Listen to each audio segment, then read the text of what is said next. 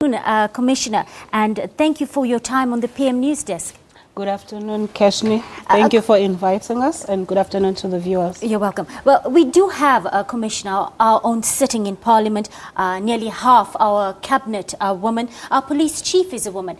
Yet these problems of inequalities and so on still persist. Tell us why.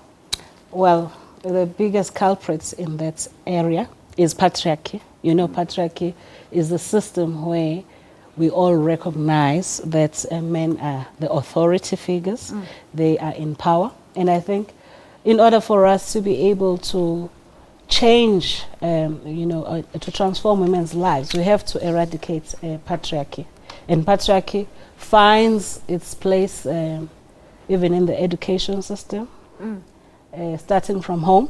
The way we socialize our kids needs to change. More especially the way we socialize our sons. Yes, and especially the way we socialize our kids, even our girl children, we socialize them to be juniors to our sons, and we socialize our sons to be seniors to our girls. The way we allocate responsibilities in the home.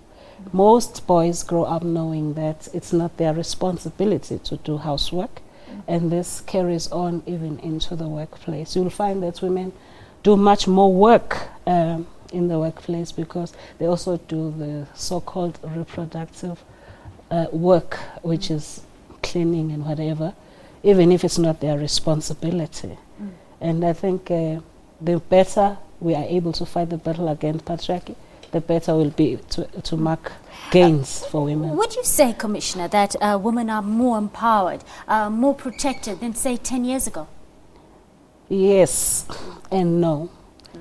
Because most of the protection that we have is in the form of quotas that we place in different organizations, government institutions, business institutions, and so on, employment equity. But we find that most of the gains are really for elite women. Also, most of the gains are in our documents. Our constitution is the strongest on the issues of equality and dignity for all. But I must say that the gains are unequal. When you look at poor women, for example. More especially our rural women. Yes, you find that those gains are not as easy to identify.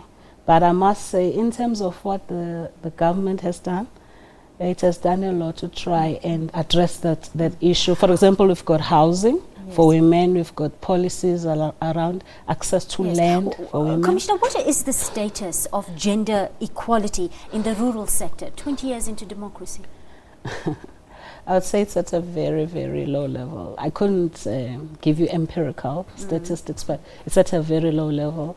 You find that in the rural areas, even the very idea of women having a voice is still very, very much behind compared to, say, the urban areas. You find that women are still unable to inherit from their husbands, from their fathers, and so on in the rural areas. But of course, we are working with traditional leaders to address this. What exactly are you doing as the Gender Commission to promote gender equality in these rural areas? Firstly, we are engaging on an ongoing, programmatic, hopefully sustainable results way with traditional leaders. We've been able to sign MOUs with Mpumalanga House of Traditional Leaders, Eastern Cape House of Traditional Leaders. We're working with other houses of traditional leaders and even the National House of Traditional Leaders. That's one. But we also run a number of programs which seek to reach the actual communities, which include largely women. Over 60% of rural areas is made up of women. Through our legal clinics, through our stakeholder engagement, and so on.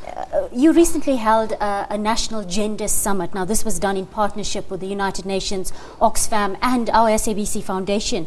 What are some of the strategies that emerged from that summit to build gender equality in South Africa today? I hope you have enough time, Kashmi, because... Very quickly, Commissioner. We identified about 18 areas. I'll just lift a few. I think one of the areas is to ensure that the national gender machinery is stronger and also more effective, because it's a little bit disparate now. So one of the outcomes is the need for us to work on that. The other issue, of course, is the issue of accelerating women's economic empowerment, because too many women are poor. In fact, I would say the face of poverty in South Africa is women. The other issue is the issue of the response to gender-based violence and working towards eradicating GBV.